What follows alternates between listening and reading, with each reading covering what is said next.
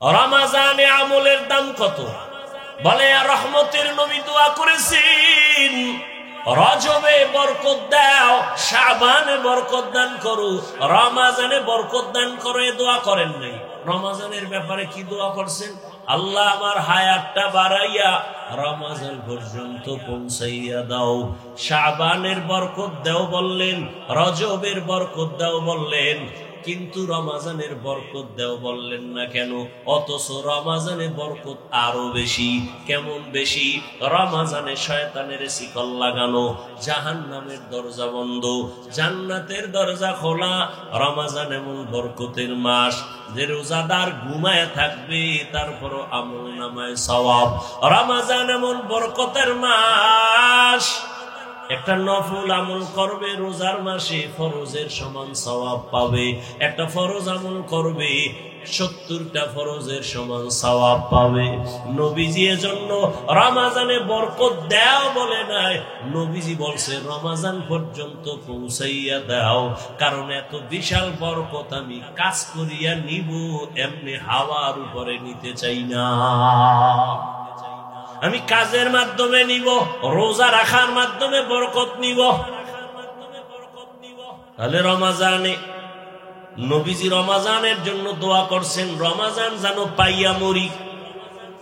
ও যুবক বাবারা, বৃদ্ধ বাবাজিরা, এই রমাজান পাবেন জানা নাই, যদি পান পরের রমাজান পাওয়ার গ্যারান্টি নাই।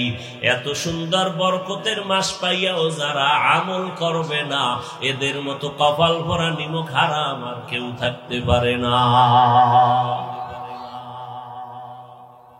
কে আপনাদের বুঝায় আমল লাগে না?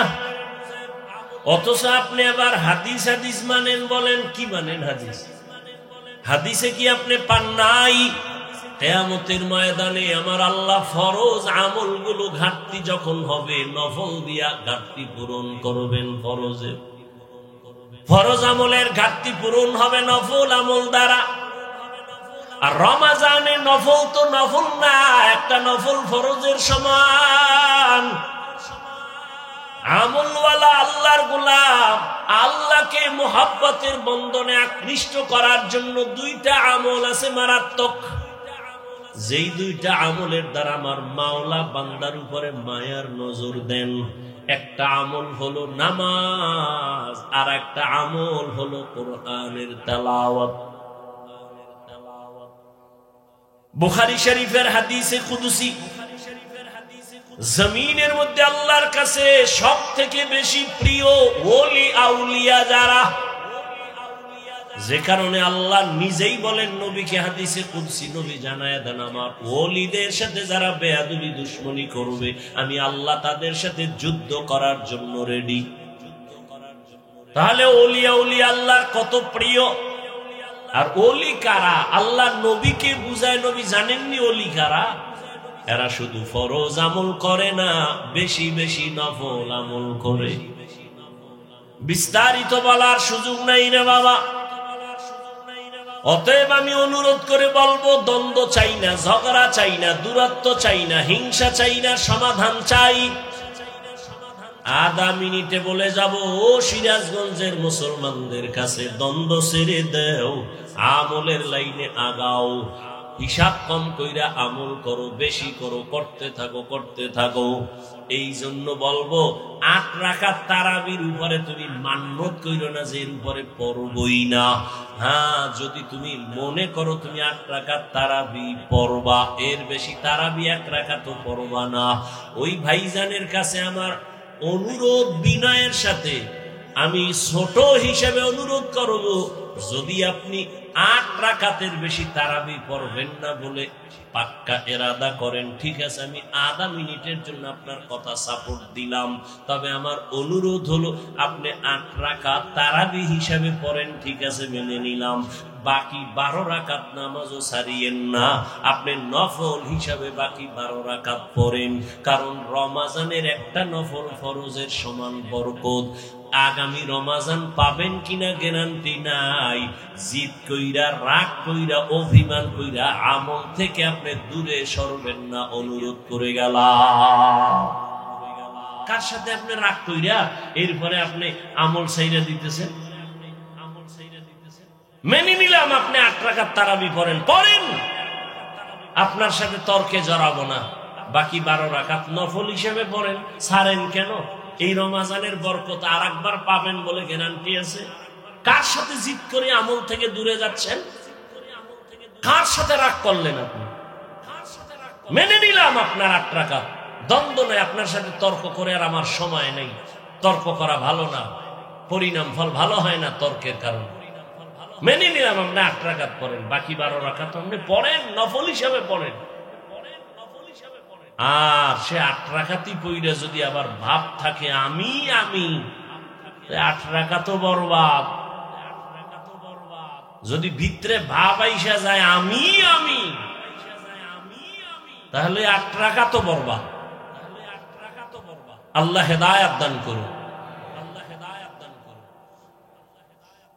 ওয়ানুনাজ্জিলু মিনাল কুরআনি মা হুয়া শিফাআ। তাহলে ঈমানওয়ালারা রোগী কেন? আমল নাই। এবার এখানে কিছু আল্লাহর বান্দা আছে আমল করে। প্রশ্ন, আমলওয়ালাও কি রোগী? জবাব হলো হ্যাঁ, আমলওয়ালারাও রোগী। কেন? কয় বান্দা আমল করে ঠিক, তবে আমলের মধ্যে তাকওয়া নাই। নামাজ পড়ি মানুষকে দেখাবার জন্য, আল্লাহর জন্য পড়ি না। যাকাত দেই মানুষকে দেখাবার জন্য, আল্লাহর জন্য যাকাত দেই না। দান সদকা করি মানুষকে দেখাবার জন্য, মারহাবা না বললে মনে কষ্ট। তাহলে এই দান তো আল্লাহর জন্য হয় নাই। এই জন্য যাদের আমল আছে তারাও রোগী। ঔষধ হলো কোরআন থেকে নাও। তাকওয়ার অভাবে তোমার আমল দুর্বল। আল্লাহ তাআলা কোরআন অবতীর্ণ কেন করেছেন? আর এক আয়াত আমি মাঝখানে পড়েছিলাম, হুদাল লিন্নাস, দুনিয়ার সব মানুষের হেদায়েতের জন্য কোরআন। এখানেও প্রশ্ন জটিল। যদি সমস্ত দুনিয়ার মানুষের জন্য কোরআন হেদায়েত হয়, দুনিয়ার মানুষ কেন হেদায়েত পায় না? পাইছে সবাই। আর এই মাঠের দি পায় না, দুনিয়া বাদ দাও। এই মাঠের সবাই পাইছেন। বিড়ি টানতে টানতে ঢুকছে, বিড়ি টানতে টানতে বাড়ি যাইব, পাক্কা হেদায়েত প্রাপ্ত। তাহলে এই মানুষ হেদায়েত পাইল না কেন? হেদায়ার মালিক আপনার ওয়াদা কই? দুনিয়ার সব মানুষের হেদায়েতের জন্য কোরআন অবতীর্ণ করলেন, দুনিয়ার সব মানুষ কেন হেদায়েত পায় না? এর সংক্ষিপ্ত জবাব, দুনিয়ার মানুষ হেদায়েত কেন পায় না? দুনিয়ার সবাই হেদায়েত চায় না। সবাই হেদায়েত, আবু জাহিল হেদায়েত পায় না কেন বলেন? হেদায়েত চায় নাই। আর ওমরের মতো বান্দা হেদায়েত পাইল কেন? বলে হেদায়েত চেয়ে ফেলেছে। আপনি জানেন মিথ্যা কথা বলা হারাম, জানেন না? এরপরও আপনি মিথ্যা বলেন কেন? আপনি হেদায়েত চান না। আপনি জানেন গালি দেওয়া হারাম, এরপর আপনি গালি দেন কেন? আপনি হেদায়েত চান না। আপনি জানেন গীবত করা হারাম, এরপর আপনি গীবত করেন কেন? বলে আপনি হেদায়েত জেনে শুনে হেদায়েত চান না। চাইলে তো গীবত করতেন না। আপনি জানেন চুরি করা হারাম, ডাকাতি হারাম, সুদ খাওয়া হারাম, ঘুষ খাওয়া হারাম, তাস খেলা হারাম, ক্যারাম বোর্ড হারাম, লুড্ডু খেলা হারাম, নাচ দেখা হারাম, গান শোনা হারাম, মা বাবার সাথে বেয়াদবি হারাম। এরপরও কেন সুদ খান? হেদায়েত চান না। কেন ঘুষ খাইতেছেন? হেদায়েত আপনি চান না। কেন চুরি করতেছেন? হেদায়েত চান না। কেন ডাকাতি করেন, জুলুম করেন? হেদায়েত আপনি চান না। কেন আপনি জুয়া খেলেন? কেন মদের বোতল নিয়ে দৌড়ান? কেন নেশা পান করেন? আপনি হেদায়েত চান না। এজন্য আল্লাহ আপনাকে হেদায়েত দেয় না।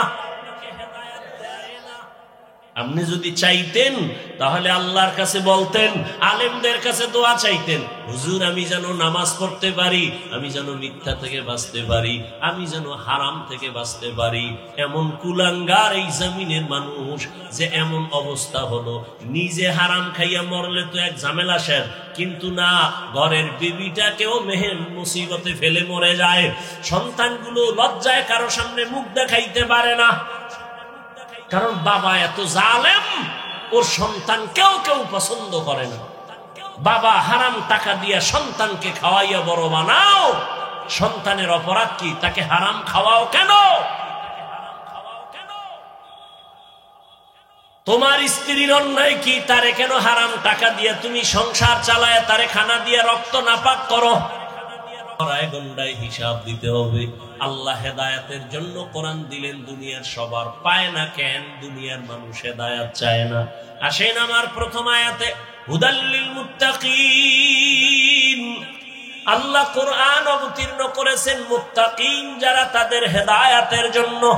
এখানেও ভালো করে একটু খেয়াল করেন, মুত্তাকি কারা? যাদের মধ্যে থাকবে তাকওয়া। তাকওয়া মানে আল্লাহর ভয়। তাকওয়া মানে কি? আল্লাহর ভয়। আমি যদি আপনাদেরকে এখন প্রশ্ন করি, এই ময়দানে আপনারা কারা কারা আল্লাহকে ভয় করেন, যদি জিজ্ঞাসা করি, সবাই হাত উঠাবে না? সবাই হাত উঠাবে না? সালাক দুই একটা থাকলে না জানে এবার পা দুইটা উঠাইয়া দেয়, চার হাত পা আল্লাহরে ভয় করে। অথচ যেই বান্দা নামাজ পড়ে না সেও বলে আমি আল্লাহকে ভয় করি, যে রোজা রাখবে না সেও বলে আল্লাহকে ভয় করি। কেমন নিমক হারাম খায়, রোজা রাখলে আমার অসুস্থতা বেড়ে যায়। অথচ চিকিৎসা বিজ্ঞানীরা কি বলে? হুজুর গো কথা মানবা না, কপাল খারাপ। চিকিৎসা বিজ্ঞানীরা কি বলে? রোজা সুস্থ থাকার মহা ঔষধ রোজা। আর তুমি বানাইছো এটা অসুস্থ হওয়ার একটা মাধ্যম। এজন্য তো রসুল সোমবার বৃহস্পতিবার সপ্তাহে রোজা রাখতেন। কষ্ট আপনি অভ্যাস করেন, দেখবেন শরীরের ব্যালেন্স ফিরে আসবে, সুস্থতা ফিরে আসবে। মানুষের শারীরিক সুস্থতার এক মহা ঔষধের নাম রমাজানের রোজা। শুধু রমাজান কেন, অল টাইম রোজা রাখবেন। এই শাবানে রসুল রোজা রাখছেন, সোমবার বৃহস্পতিবার রসুল রোজা রাখতেন। দেখেন রোজা রাখলে অনেক লাভ। আল্লাহ তৌফিক দান করেন। তো সবাই বলে আমি আল্লাহকে ভয় করি। যারা সুদের সাথে জড়িত তারাও বলে আল্লাহকে ভয় করি। যারা পর্দা করে না তারাও বলে আল্লাহকে ভয় করি। আমি নামাজ পড়ি, আমি বলি আল্লাহকে ভয় করি। আমি হালাল খাই বলি আল্লাহকে ভয় করি। দুই ভয় সমান? আপনার ভয়টা আসলে ভয়ই না। ভয়ের ব্যাখ্যা কি? কয়েকজনের সাপ দেখলে ভয় পায়, তার বাস্তবতা কি বলে? সাপ যেখানে থাকবে সেখানেও যাবে না। মাঝে মাঝে ঘুমের মধ্যে চিৎকার দেয় সাপ সাপ বলিয়া, কারণ সাপের ভয় বেশি। একটা সন্তান মা বাবাকে ভয় করে, অন্যায় করে না। একটা ছাত্র শিক্ষকের ভয় করে, অন্যায় করে না। ঠিক এই জমিনের মধ্যে যেই বান্দা আমার আল্লাহকে ভয় করবে, ওই বান্দা গলায় ছুরি লাগাবে, দাড়ির মধ্যে অস্ত্র লাগাবে না। হরকে দারত খৌফে হকদার দিল মাদারম জন্নতুল মাওয়া দেহদ উরা মাকাম জুজবা হক চি জে মখাজ ইনসো জা ফজলে উআ মস্তি দর জুমলা জাহা। আপনাদের কষ্ট হয়? খারাপ লাগতেছে? जिंदगी में बंदगी तू कौन है, जिंदगी में बंदगी तू कौन है, जिंदगी बे बंदगी शर्मिंदा है, जिंदगी बे बंदगी शर्मिंदा है। दुनिया में हो दुनिया का तलबगार न हो, बाजार से गुजर हो खरीदार न हो। ये दुनिया एक मिसले कागज फूल है, ये दुनिया एक मिसले कागज फूल है। जिंदगी में बंदगी तू करना है, जिंदगी में बंदगी तू करना है, जिंदगी बे बंदगी शर्मिंदा है, जिंदगी बे बंदगी शर्मिंदा है। যুবকরা খারাপ লাগে? এর সাথে একটু একতার হইলে মজা পাইতি না? তোরা তো এখন বাংলা গান শুনোস না, আপডেট হয়ে গেছে সব হিন্দি। কানের মধ্যে একজনের মোবাইলে হিন্দি গান ছেড়ে নাচতে আছে। কি কয় উর্দু হিন্দি বুঝো? কয় আব্বাও বুঝে না, আমিও বুঝি না। লাফাও কেন? কয় মজা লাগে। আল্লাহর জাতের কসম, এরে আমার কলিজার যুবক, মোবাইল তো জীবনে ছাড়বি না, জিব্রাইলও বললেও ছাড়বি না।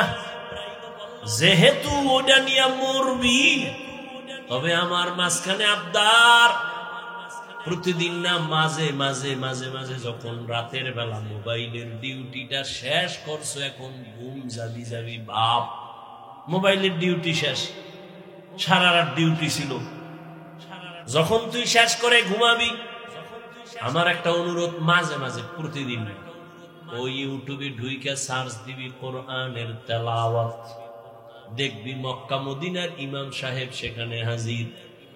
একটার উপরে টাচ কইরা তেলাওয়াত চালু কইরা বালিশের কাছে মোবাইলটা ফালায়া তেলাওয়াত শুনবি, আর তুই নাক টেনে ঘুমায় যাবি শুনতে শুনতে। আমার অন্তর সাক্ষী দেয় ইনশাআল্লাহ, এইভাবে যদি তেলাওয়াত শুনে শুনে ঘুমাও, একদিন তোর চোখ থেকে পানি বের হবে, আর তওবা নিজেই করবি, জীবনে আর তার কানে দিবি না। হিন্দি গান শুনো কেন? ভালো ভালো কণ্ঠওয়ালা আমাদের ইসলামী লাইনে কত সুন্দর সুন্দর নাচ পড়ে, হামদে বাড়ি তাআলা, কত মজার। এগুলো যদি একটু কান লাগায়া শুনতি, জীবনে আর অন্তরে গানের ভালোবাসা আসতো না। আসতো? কত সুন্দর সুন্দর। আমি দুই এক কলি বলি, মাঝে মাঝে বলি, কারণ বয়ানের মুড যেন নষ্ট না হয়। না হয় শুধু বয়ান বাদ দিয়ে যদি এগুলো বলি, ঘন্টাকে ঘন্টা বলতে পারবো, সেগুলো আমার বানানো আছে। এগুলো তুমি শুনতে থাকো, দিল শান্ত হবে, গুনার দিক থেকে ফিরতে পারবা বাবা। ওরে, গুনার আকর্ষণ তোমার অন্তরে যেমন আছে, আমারও তো আছে। আমি চাইলেই তো গুনাহ করতে পারি, আমি চাইলেই তো, কিন্তু না রে বাবা। কয়দিন আর দুনিয়ার হায়াত, চোখের সামনে যত লাশ দেখি, যুবকের লাশ দেখি বেশি। করোনায় যুবকের লাশ, ছাত্র জনতার আন্দোলনে যুবকের লাশ, ডেঙ্গুর মহামারীতে যুবকের লাশ, পানির নিচে যুবকের লাশ, ঘরের ঘুমের বিছানায় যুবকের লাশ। কয়দিন আর বাঁচবারে যুবক? আর যাও আল্লাহ বাঁচাইব, বাঁচার তো তোর নিয়ত নাই। নিয়ত আছে, কিন্তু বাস্তবায়নে তুই বাঁচতে চাও না, কারণ দ্রুত মরার মেশিন লয়ে ঘুরো মোবাইল। বাঁচতে চাও বেশি, কিন্তু যে মোবাইল লয়ে ঘুরো, এটা হলো দ্রুত মেরে ফেলার একটা মেশিনের নাম মোবাইল। তোরে অল্প বয়সে পঙ্গু বানায় ফেলবে, চোখের পাওয়ার থাকবে না, কানের পাওয়ার থাকবে না, কিডনি দুর্বল হবে, হার্ট দুর্বল হবে, ফট কইরা সুস্থ বলবি বুকে ব্যথা ধর, সবাই ধইরা দেখবে নাই কিও। ডাক্তার কয় রোগ নাই, মরলো কেন? কয় নতুন এক রোগ আসছে জমিনে আসমান থেকে, হঠাৎ রোগ। কি রোগ? কি হঠাৎ রোগ? এই মোবাইল দেখ, দেখবি হঠাৎ করে মরে যাবে। আর একটা মরণ মেশিন লয়ে ঘুরো, বাইক। কি কি কয় এলাকায়? এটা আর একটা মরণ ফাঁদ। এই বাইকের মধ্যে উঠলেই শরীর থেকে আগুন বাইরে, কোনো শীত নাই, চাদর মাদর ফালায় খালি দৌড়, আগুন আর আগুন। আর পেছনে যদি কোনো বিপরীত পার্স বসে থাকে তো আরো আগুন।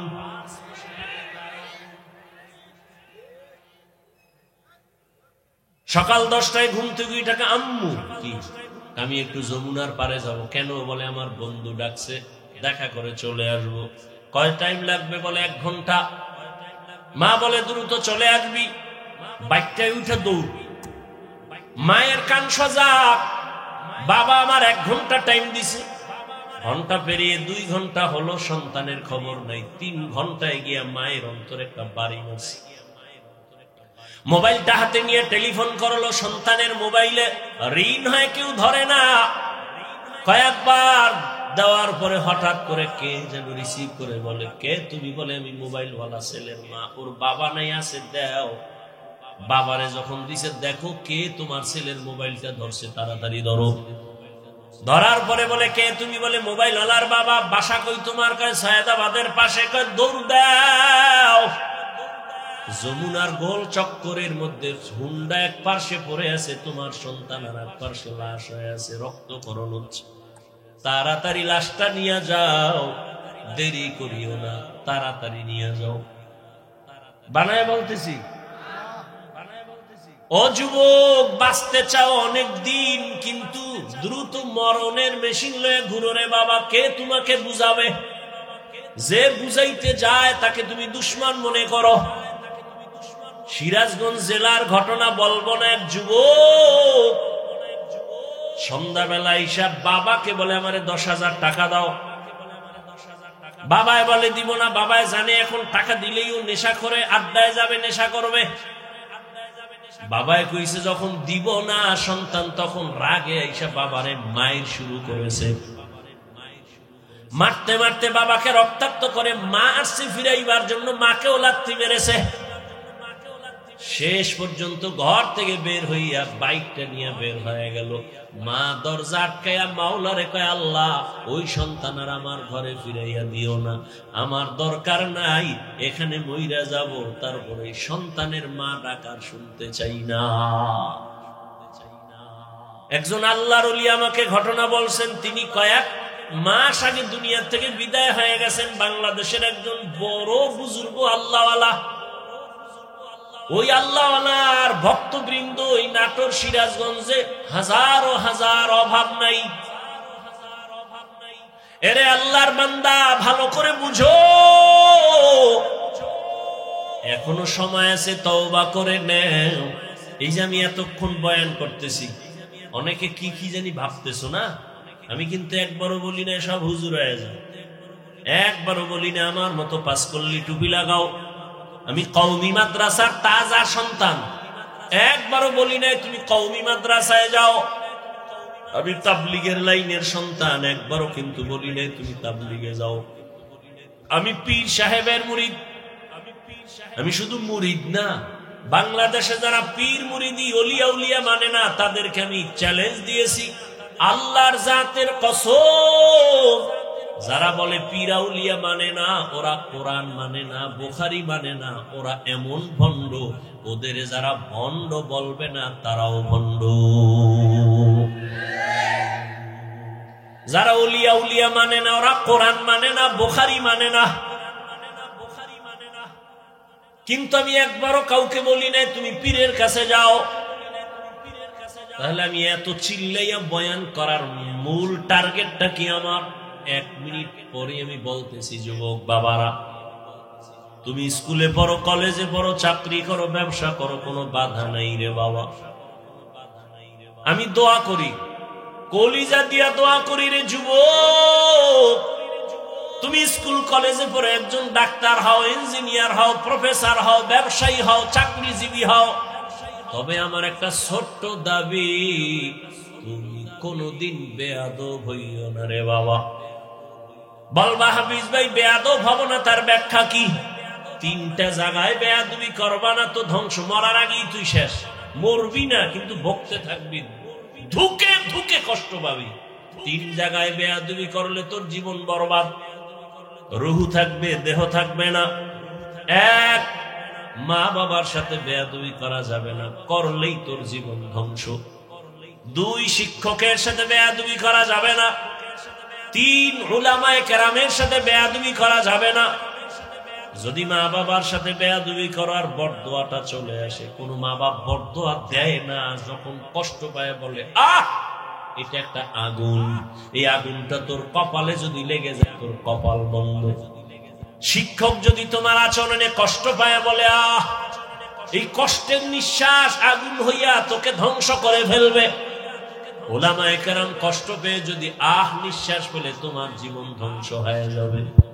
এই বাংলাদেশে যত ঝামেলা দেখো শুধু আলেমদের সাথে বেয়াদবির কারণে। এরে আল্লাহর বান্দারা, কোরআন হেদায়েতের জন্য দিলেন, মুত্তাকিন আল্লাহর ভয় যারা করবেন ওই আল্লাহর ভয় অন্তরে জমা করো। আল্লাহর ভয় অন্তরে আসলে বান্দা গুনাহ করবে না। আমিও তো মানুষ, তুমিও মানুষ।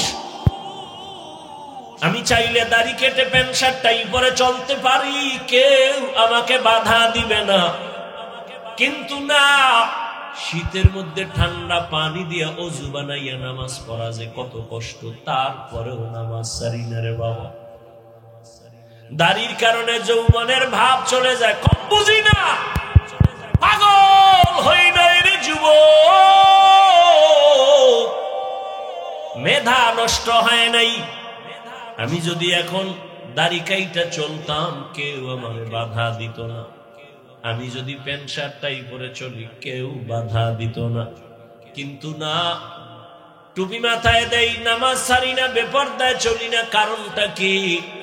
বরং তোমাকে পায়ে ধরে ধরে বুঝাই, ও যুবক, এর একমাত্র কারণ আমার আল্লাহর কোরআন সত্য, নবীর কথা সত্য, কোনো মিথ্যা নাই রে বাবা। গুনাহগার যারা তাদের জন্য জাহান্নাম, নেক আমলওয়ালারা জান্নাতের পথে যাবে।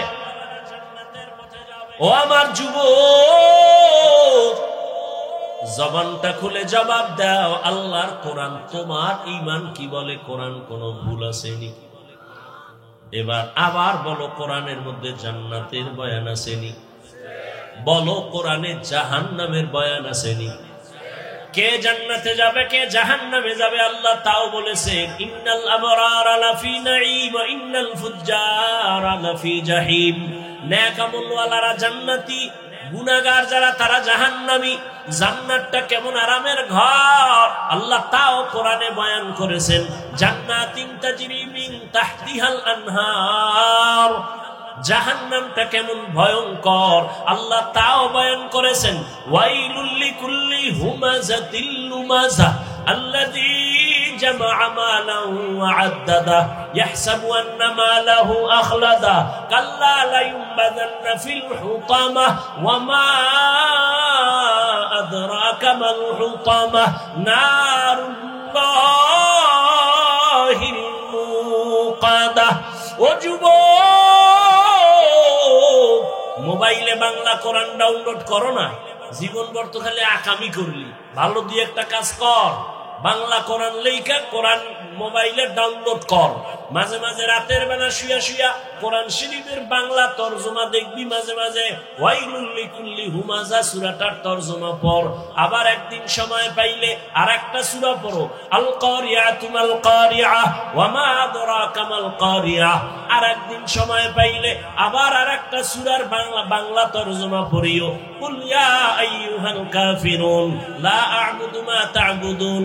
আর একদিন সময় পাইলে পড়িও, ইযা যুলজিলাতিল আরদু জিলজালাহা ওয়া আখরাজাতিল আরদু আসকালাহা। আবার একদিন সময় পাইলে আর একটা সূরার তরজমা বাংলায় পড়ো, আলহাকুমুত তাকাসুরু হাত্তা যুরতুমুল মাকাবির। এগুলো সব জাহান্নামের বয়ান। গুনাহগারের জন্য কেমন জাহান্নাম আল্লাহ বানায় রাখছেন, মারাত্মক। আল্লাহর কোরআন যদি তোমার অন্তর বলে সত্য, গুনাহ নিয়ে কবরে গেলে জাহান্নামের আগুনে জ্বলতে হবে তাও সত্য। হাসরের মাঠ বড় ভয়ঙ্কর হবে। ও যুবক, এই জমিন হবে কিয়ামতের মাঠ, এই জমিন সূর্য নিচে চলে আসবে, আরাফার ময়দান হবে, আল্লাহর বিচার আলায় আদালত। গুনাহগার হাসরের মাঠে সব নারী পুরুষ উলঙ্গ দাঁড়াবে। রহমতের নবী আম্মা জান আয়েশার ঘরে বসে কান্না করেন। আম্মা জান আয়েশা রাদিয়াল্লাহু আনহা বলেন, ইয়া রাসূলুল্লাহ, আপনি আমার হুজরায় বসে কান্না করেন, তার কারণ কি? আম্মা জানের জবাবে নবী বলেন, ও আয়েশা, আমি 3টা কারণে বেশি বেশি কান্না করি। এক, আমার বিবি খাদিজার কথা মনে পড়লে কাঁদি। আর এক, আমার তায়েফের ময়দানের কষ্টের কথা মনে পড়লে কান্না করি। আর একটা হলো কিয়ামতের ময়দানের কথা স্মরণ হলে কান্না করি। আমার উম্মতের উপায় কি হবে? হাসরের ময়দানটা তো ভয়ঙ্কর হবে, নারী আর পুরুষ সব উলঙ্গ দাঁড়াবে। আম্মা জান আয়েশা বলেন, ইয়া রাসূলুল্লাহ, নারীরাও উলঙ্গ, পুরুষেরাও উলঙ্গ? বলে, হ্যাঁ। কেউ কি কারো দিকে তাকাইয়া লজ্জা পাবে না রে নবী? মায়ার নবী বলেন, ও আয়েশা, এমন কঠিন হালাত হবে হাসরের ময়দান, একজন আর একজনের দিকে তাকাবারও হুঁশ থাকবে না রে আয়েশা। ও আমার যুবক, এই জাহান্নামের ভয়টা যার অন্তরে ঢুকছে, সে স্কুলে পড়িয়াও নামাজ ছাড়ে না। জাহান্নামের ভয় যার অন্তরে ঢুকছে, সে র্যাব, আর্মি, পুলিশ, বিডিআরের চাকরি করিয়াও নামাজ ছাড়ে না। না এরকম? তুমি কেন পারো না রে যুবক?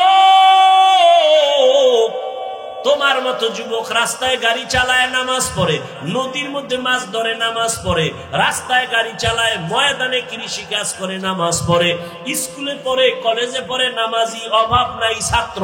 তুমি কেন পারো না রে বাবা? তোমার মতো যুবক ডাক্তার, প্রফেসর, ইঞ্জিনিয়ার, নামাজির অভাব নাই। তুমি কেন পারো না? আসলে তোমার অন্তরে জাহান্নামের আযাবের ভয় নাই। রহমতের নবী কান্না করে, ও আয়েশা, কিয়ামতের দিন এমন ভয়ঙ্কর হালাত হবে, সূর্যের গরমে মানুষগুলো পাগলের মতো হয়ে যাবে। অন্যদিকে জাহান্নামের আওয়াজ, জাহান্নাম চিল্লাইবে আর বলবে, হে আল্লাহ, বেনামাজি গুনাহগার গুলো কই? আমার পেটের ভেতরে দাও, আমার পেটে ক্ষুধা। আল্লাহ বলবে, জাহান্নাম অপেক্ষা করো, বিচার করে নেই। ও পর্দার আড়ালের আম্মা জানেরা, বোনেরা, আপনাদের মতো কত মা, কত বোন এখনো আছে বেপর্দায় চলে না, নামাজ ছাড়ে না, মোবাইলে সময় নষ্ট করে না। এরে আম্মা জান, আপনারা কেন পারবেন না? একটা নেককার সন্তান জমিনে রেখে যান, সন্তানটাকে ডাক্তার বানাবেন, তবে দাবি বেয়াদব যেন না হয়। আপনার সন্তানের ব্যবহারে মা বাবা, শিক্ষক, আলেম ওলামা কখনো যেন কষ্ট না পায়। সন্তানটাকে আদর্শওয়ালা ইঞ্জিনিয়ার বানায় যান, কোরআন পড়িয়া পড়িয়া আপনার জন্য দোয়া করবে, নামাজ পড়বে, ডাক্তার হলেও নামাজ পড়বে, আপনার জন্য দোয়া করবে। এরে মা, এখনো তওবা করেন, জীবনে আর বেপরদায় চলবেন না, স্বামীর মাল নষ্ট করবেন না, মোবাইলের সময় অযথা কাটাবেন না, 5 ওয়াক্ত নামাজ পড়বেন, আল্লাহর কাছে দোয়া করবেন, সন্তানটাকে আদর্শওয়ালা বানানোর মেহনত করবেন। আপনাদের কারণেই তো দুনিয়ায় সন্তান ভালো ভালো সন্তান আসছে। এ দুনিয়ায় মায়ের বরকতেই সন্তান ভালো, এ কারণে মায়ের মূল্য অনেক বেশি। এই স্টেজের ভেতরে কয়েকটা ছেলের মাথায় আমরা পাগড়ি দিলাম, কোরআনের হাফেজ, এদের সিগার মধ্যে কোরআনটা জমা হয়ে গেছে। এদের মা বাবার জীবন বড় ধন্য। এরে আম্মা জানেরা, তওবা করেন, আর গুনাহ করবেন না, নামাজ ছাড়বেন না, বেপরদায় চলবেন না, মা বাবার দোয়া নিয়ে চলবেন, স্বামীর মাল হেফাজত করবেন। ও বৃদ্ধ বাবাজিরা, তওবা করেন। আপনার মতো কত বুড়ারা মসজিদে গিয়া নামাজ পড়ে, আপনি কেন পারেন না? ও আমার যুবক বাবারা, এখনো সময় আছে, মা বাবার দোয়া নিয়ে সামনে আগাও। তোমার মতো যুবক যদি স্কুল কলেজে পড়ে, জেনারেল লাইনে থাইকা দিনের পথে চলে, নামাজ পড়ে, মনেরে বুঝাইয়া তওবা করো, আর মনে মনে আল্লাহকে ডাকো, হেদায়ার মালিক, জীবনে তো গুনাহ কম করি নাই, নামাজ কম সারি নাই, আজকে থেকে তওবা করে ফেললাম, আর নামাজ ছাড়বো না, বেপরদায় চলবো না, দাড়ি কাটবো না, মা বাবার সাথে বেয়াদবি করবো না। ওলামায়ে কেরামের পরামর্শ নিয়া, শিক্ষকের দোয়া নিয়া, নবীর আদর্শ মেনে চলবো, আল্লাহর ভয় তাকওয়ার উপরে চলবো, গুনাহ মুক্ত হইয়া নবীর তরিকা মানবো। তওবা যদি করতে পারো, আল্লাহ পাক এখন তোমার জীবনের সব গুনাহগুলো মাফ করে দিবেন। তওবার নিয়ত যাদের আছে জানি না, শুরুতেই বলেছিলাম কপাল যদি খারাপ হয়, নবীজির বয়ান শুনিয়াও আবু জাহাল কালেমা পড়ে না। আর যদি কপাল খুলিয়া যায়, নবীকে জবাই করতে আসিয়াও কালেমাওয়ালা হয়। জানি না এই ময়দানে আবু জাহালের মতো শক্ত অন্তরওয়ালা কারা, কার কপালে তওবা নসিব হবে না, আবার কারা যেন ওমরের মতো অন্তর নিয়ে পড়ছে, গুনার কথা স্মরণ করে এমন ভাবে তওবা করবে আজ থেকে আর নামাজ ছাড়বে না, ফজরে মসজিদে গিয়া হাজির হয়ে যাবে। তওবার মতো যদি কারো অন্তর তৈরি হয়, মুনাফিকি যদি অন্তরে না থাকে, খাঁটি তওবার নিয়ত যাদের আছে, আল্লাহর কাছে দুটো হাত উঁচু করে দেখাইয়া দাও। আয় আল্লাহ আমাদের তওবা কবুল করে নেন। আয় আল্লাহ মাহফিল কবুল করে নেন। আয় আল্লাহ আমরা তওবার নিয়তে হাত তুলেছি, কারো হাত খালি ফিরাইয়া দিয়েন না। আয় আল্লাহ 5 ওয়াক্ত নামাজি বানায়া দেন। তওবার উপরে মরণ পর্যন্ত নবীর আদর্শ মেনে চলার তৌফিক দান করেন, আমিন। আলহামদুলিল্লাহি রাব্বিল আলামিন, ওয়াসসালাতু ওয়াসসালামু আলা সাইয়্যিদিল আম্বিয়া ওয়াল মুরসালিন ওয়া আলা আলিহি ওয়া আসহাবিহি আজমাইন। ইয়া আরহামার রাহিমিন, ইয়া আরহামার রাহিমিন, ইয়া আরহামার রাহিমিন। রব্বিরহামহুমা কামা রব্বায়ানি সগীরা। আল্লাহুম্মা ইন্নাকা আফুউন কারীম তুহিব্বুল আফওয়া ফা'ফু আন্না। আল্লাহুম্মা ইন্না নাসআলুকা রিযাকা ওয়াল জান্নাহ ওয়া নাউযু বিকা মিন সাখাতিকা ওয়ান নার।